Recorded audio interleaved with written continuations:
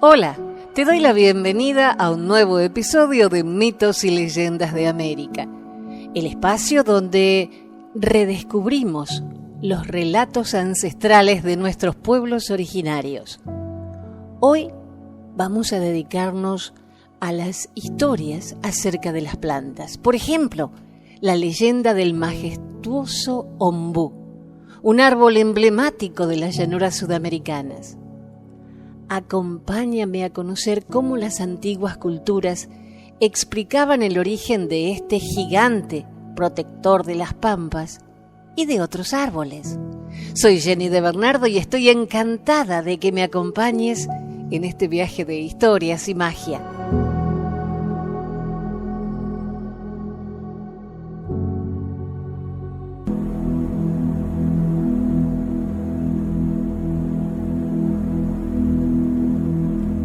El ombú es una planta herbácea gigante, oriunda de los montes del nordeste argentino, Uruguay, sur de Brasil y Paraguay. En la región pampeana argentina es una especie ampliamente conocida por la particularidad de dar magnífica sombra y actuar como demarcación del territorio argentino. Dicen que cierta vez una comunidad pampa festejaba alegremente con danzas y rituales su primera cosecha de maíz. Desde ese día fueron los varones encargados de cuidar el cultivo de tan preciada especie. Ellos vivían muy felices porque obtenían su alimento. Pero sucedió que al poco tiempo, gritos de guerra sonaron en la toldería y la tribu debió afrontar la situación.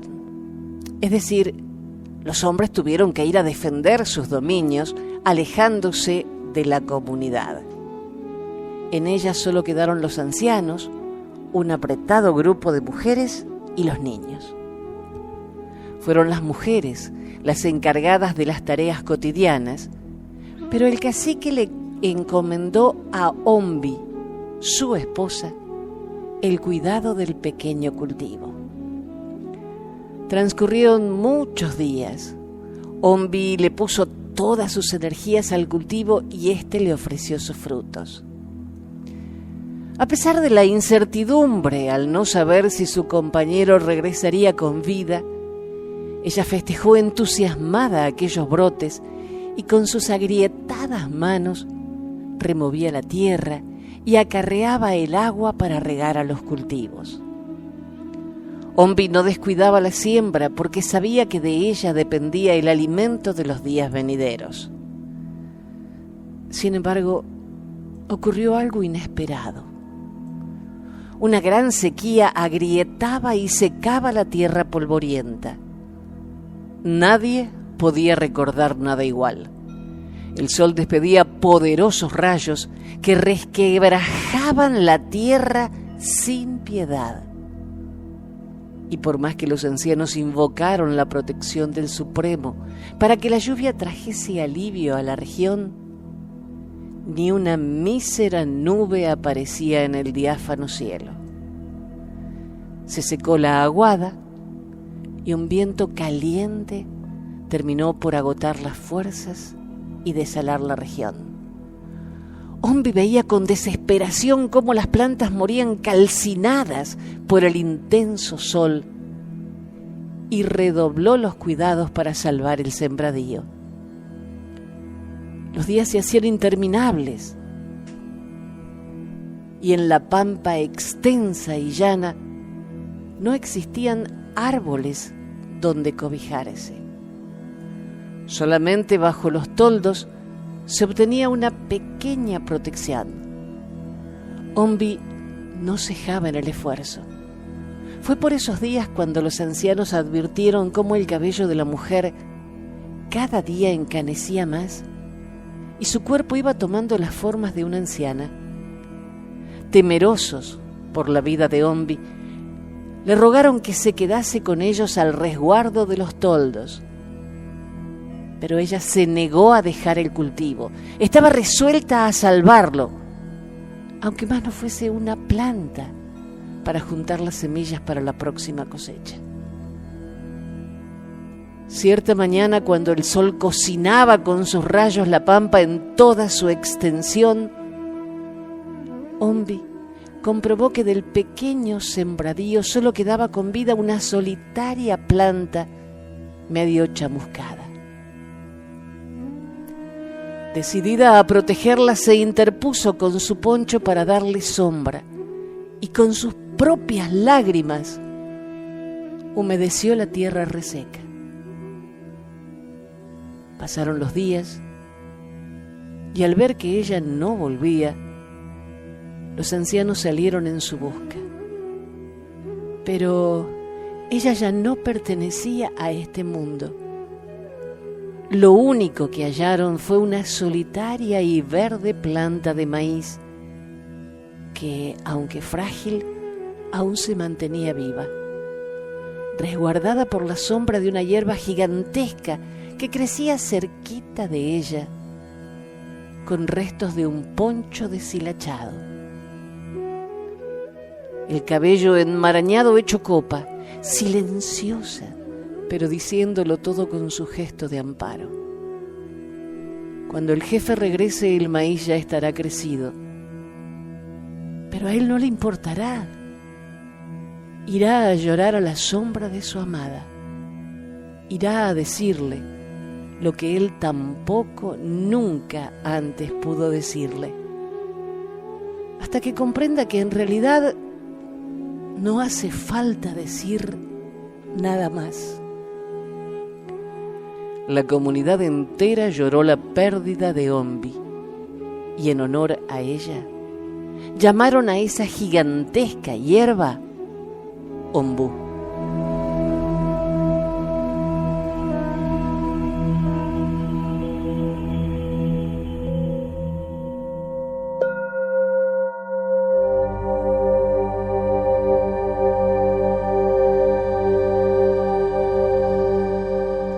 La leyenda Koon del palo borracho.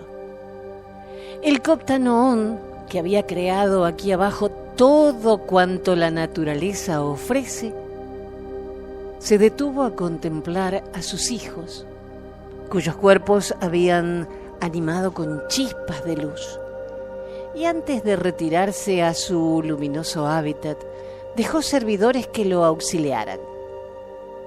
Entre los seres que tenía a su servicio el genio poderoso y justiciero, había animales y plantas. Entre estos, un árbol tenía el oficio de procurar maternalmente que no faltase alimento a los Quoms de las costas del Ipití, el río Bermejo. Este árbol tenía el tronco abultado, como si fuera un vientre grávido, y de sus entrañas dicen que salía el germen de muchas vidas acuáticas, cuyo alimento cotidiano hacía fácil la existencia de los hombres. Cuando disminuía la pesca y ellos se encontraban amenazadas de esterilidad las aguas del Ipití, se reunían en torno al árbol ventrudo, a quien comenzaron a llamar la madre, para realizar ceremonias y rituales destinados a peticionar abundancia de peces. De este modo, la madre parecía escucharlos. Su vientre se iba hinchando más y más, para luego agitar allí adentro sus entrañas. Tras el misterio del abultamiento, la generosa respuesta se traducía en alimento abundante. Si los ruegos habían sido atendidos, las aguas, hasta entonces quietas, empezaban a moverse y a llenarse de peces que la madre gestara pródigamente en su seno. Este acontecimiento era celebrado durante semanas enteras con danzas y canciones que ponían acentos de inspiración agradecida en ambas márgenes del Ipití. Un día, pasado el invierno, las tribus habían reñido y las aguas estaban quietas. Los peces se movían en la costa y ya iban quedando unos pocos. Los Cuom se acercaron a la madre y entonaron sus peticiones. Durante muchas noches, apenas salía el lucero, las notas angustiosas de un himno suplicaban. Pero el árbol parecía indiferente. ¿Es que estaba enojado? Allá se perdían los ecos tras el último ramaje. La angustia iba en aumento. El hambre ya se sentía. ¿Es que la madre estaba enojada? El caos se hizo presente y no faltó el ingrato que preparó su arco. Eligió una flecha fibrosa, una flecha de guerra, con el huesito en la punta para que lastime y penetre hondo. Apuntó al vientre de la madre, que ya empezaba a abultarse lentamente, y disparó. Al traspasar la corteza también arrancó con el grito temeroso de la tribu. El trueno que rugía era la furia del Noón. Se enlutó el cielo y a lo lejos un ruido extraño se sintió venir como amenaza justiciera. Los Cuom tuvieron mucho miedo. Vieron agitarse las aguas que parecían teñirse en sangre. El río empezó a crecer y a crecer de un modo alarmante, como si persiguiera con su furia a los ingratos. Estos corrieron a ocultarse tras los bosques vecinos. Se alejaban intentando huir del castigo. Cuando el río pareció aplacarse y las aguas volvieron al cauce, fueron en busca del árbol herido para pedirle que los perdonase. Lo encontraron con el vientre cubierto de gruesas espinas con las que parecía rechazarlos. Las súplicas se repitieron una y otra vez. Finalmente la madre debe haberlos perdonado, porque dicen que en el Bermejo siempre hay abundante pesca. Pero eso sí, el ruido de la creciente que baja enfurecida todos los años les recuerda ese episodio donde las aguas teñidas de rojo de ese río, al que ahora llaman Iñaté, les está mostrando el horrible castigo que trae el rebelarse contra la madre. ¿Que ella los perdonó? No cabe duda. La prueba está en que las flores del palo borracho, como algunos dieron en llamarlo después, son cada vez más hermosas. ¿Por qué entonces la coraza de espinas? Dirán algunos que la madre lo perdona todo, pero el justiciero no perdona que se ultraje a una criatura tan digna de respeto y veneración. Un hombre arrojó la flecha y el genio supo dónde poner las espinas. Todavía ahora, en las noches de luna llena, cuando la crecida arremete en salirse de madre, los Cuom cantan en la lejanía de los bosques. Ellos añoa, ellos añoa, esañoa, esañoa sañé.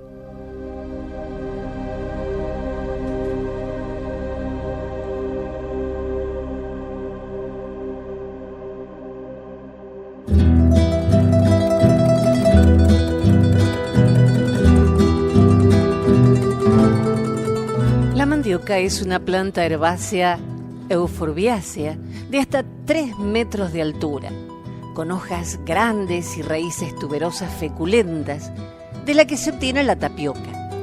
Tiene similitud a la papa y se cultiva en zonas cálidas de nuestra América.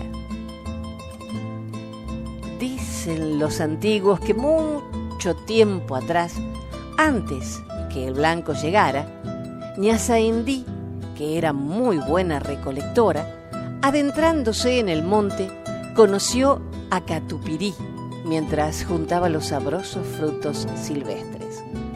Él no pertenecía a su comunidad. Con el transcurso de los días se encontraron muchas veces. Así, Ñaza Indí supo que Catupirí era hijo del cacique Marangatú, perteneciente a una comunidad vecina. Y lo que ella no había podido adivinar es que ambos se iban a enamorar. Entre ellos el amor creció y ya no dejaron de verse. Él, solícito y servicial, le ayudaba a bajar los frutos más altos, mientras que ella, ruborizada, lo miraba enamorada. Catupirí conocía bien a su padre y sabía que no vería con buenos ojos su romance con una forastera. Sin embargo, a pesar de todo, llevó a Ñazaindí a su aldea para que conociera a su madre. Por todos los medios procuraron que nadie les viese, pero Kavapita, la chamana de la comunidad, que era perversa y envidiosa y tal vez estaba un poco enamorada de Catupirí, se enteró y fue directamente a hablar con Marangatú. Kavapití le dijo al cacique que Ñazaindí era una enviada de Añá, el diablo, y le quiso hacer creer que la muchacha traería la desgracia a su pueblo. Cuando Catupirí entró a la maloca de la mano de la muchacha, el cacique quedó prendado de la belleza de la joven, de sus finos rasgos y de sus cabellos largos y renegridos. Toda ella era tan delicada y hermosa que merecía ser una princesa. Y al conversar con ella, un noble sentimiento le invadió, disipando las dudas y enojos. Catupirí, Marangatú y Ñaizandí conversaron hasta que la luna estuvo muy alta. El anciano comprendió los sentimientos de ambos y, viendo el brillo de los ojos de su hijo cada vez que miraba a la jovencita, al fin dio su consentimiento para que se unieran en pareja. Kavapita estaba enfurecida. Transcurrido el tiempo, la feliz pareja vio completa su felicidad con la llegada de su primogénito, al que le dieron el nombre de Chirirí. Resultó ser que el pequeño era un niño hermoso. Había heredado la dulzura de su madre, la destreza y gallardía de su padre, y además era ocurrente, curioso y tenaz como su abuelo. Chirirí, como todos los nietos, era muy especial para su abuelo, pero también para todos los niños de la comunidad que adoraban jugar con el pequeño y siempre solían festejarle sus ocurrencias. Además, ya nadie veía a Ñaizandí como una extranjera. Ella y su niño eran los mimados por todos los vecinos y parientes. En verdad, eran muy felices, a excepción de Kavapita. Pero cuando alguien hacía alusión sobre la odiosa Kavapita, Ñaizandí siempre alegaba que el amor vence al odio. Esto enfurecía más a la chamana e ideó divulgar otra terrible mentira. Ella propagó que Chirirí estaba poseído por un espíritu demoníaco, por el cual el niño era capaz de enfermar a todos los chicos que mantuviesen contacto con él. Para hacer efectiva su mentira, buscó ciertas hierbas, preparó un brebaje y lo vertió en las aguas que bebían los pequeños.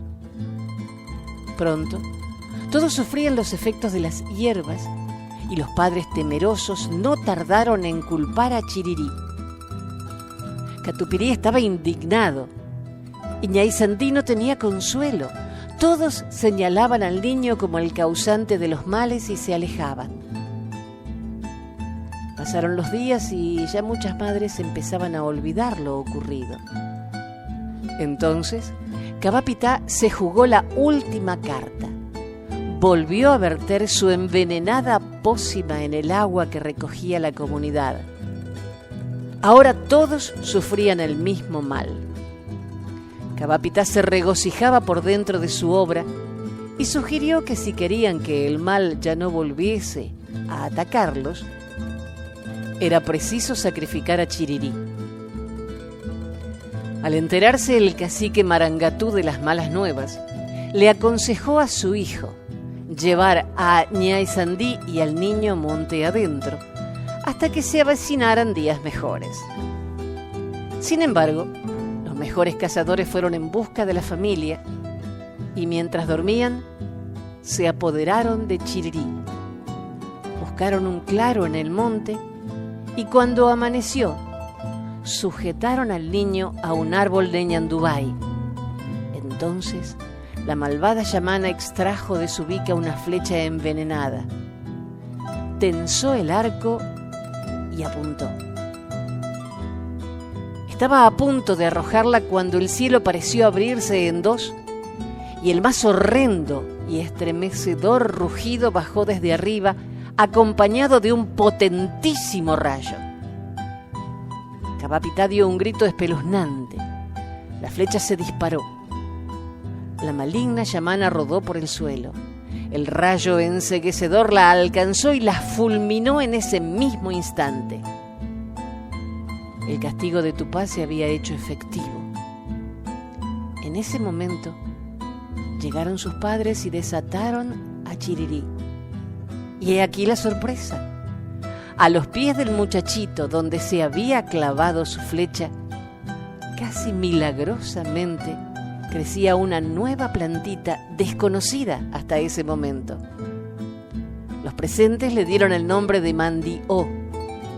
A partir de entonces todos cuidaron de esa planta y con el tiempo descubrieron que su tubérculo era delicioso y muy alimenticio.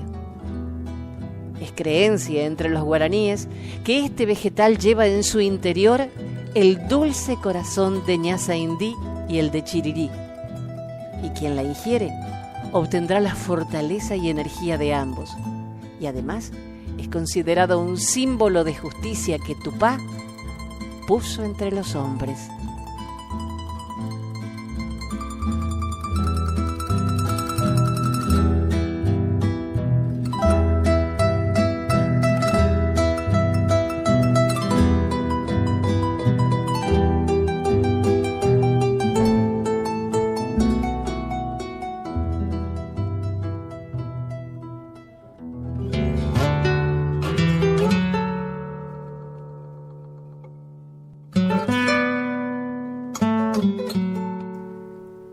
Según cuenta la leyenda guaraní, la flor de ceibo nació cuando Anaí fue condenada a morir en la hoguera después de un cruento combate entre su tribu y enemigos.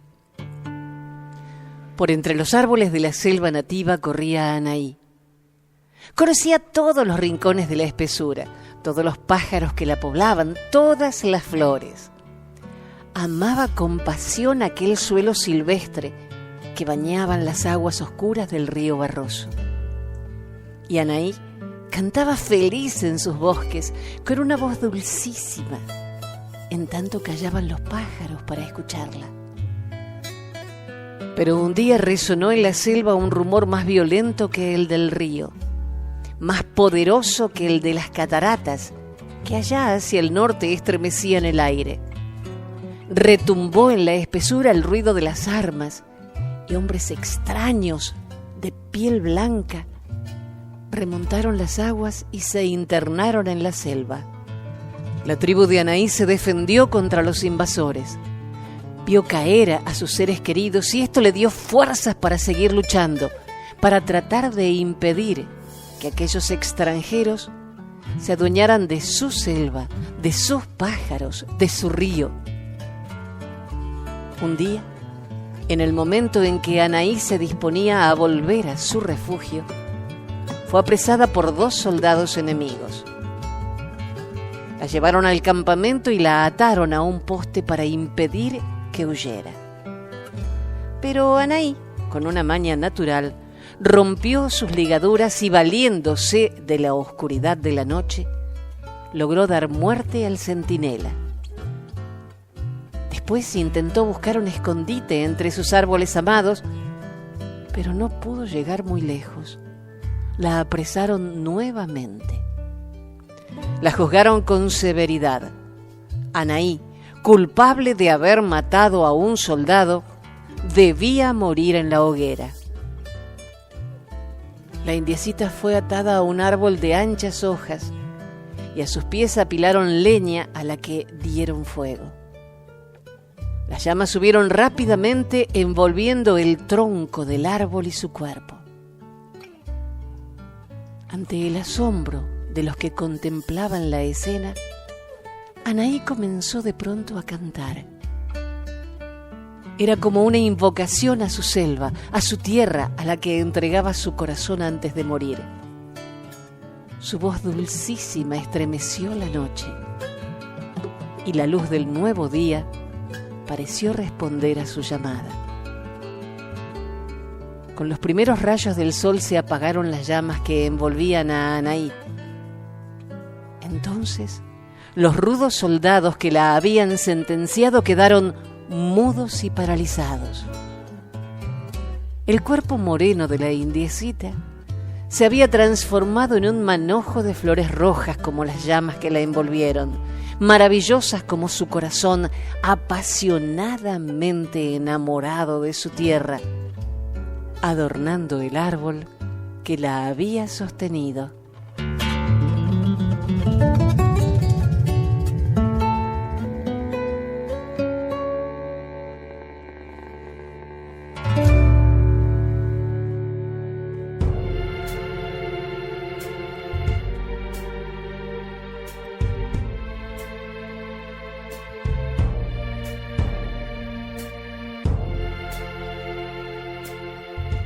Nuestra última historia por hoy es la leyenda de las totoras. Su nombre proviene del quechua tutura. También se las conoce como junco. Es una planta herbácea, perenne y acuática, común en los esteros y pantanos de América del Sur. Hace muchos, pero muchos años, en lo que hoy conocemos como provincia de Misiones, y a la que todos reconocemos como la Tierra Colorada, había dos tribus antagónicas, la de los tocos y la de los puros. La comunidad de los puros tenía una hermosa laguna que consideraban como propia, de donde obtenían peces para su sustento. Cierta vez, cuando la hambruna apretaba, un joven conocido con el nombre de Quingui se acercó a la laguna para pescar. Enterados de la situación y reconociendo que el joven pertenecía a los tocos, no tardaron en declararle la guerra. Al día siguiente, sin pérdida de tiempo, ambas tribus se enfrentaban en las cercanías de la laguna. Los tocos, hábiles nadadores, se escondieron bajo las aguas. El cacique de los puros, conociendo las habilidades de los tocos, mandó lanzar flechas venenosas para de esa forma exterminar a los tocos que allí se escondían. Las flechas envenenadas terminaron con muchos tocos, pero muchas de ellas quedaron clavadas por todas partes. En el lugar que las flechas le quitaron la vida a los tocos, habían crecido infinitas plantas de totoras. Cuando los puros quisieron volver a pescar, encontraron asombrados que la laguna había sido invadida por las plantas y que ya no les permitía volver a pescar. Hoy día, ese espacio es un totoral que nos recuerda la avaricia de los puros y a los aguerridos tocos.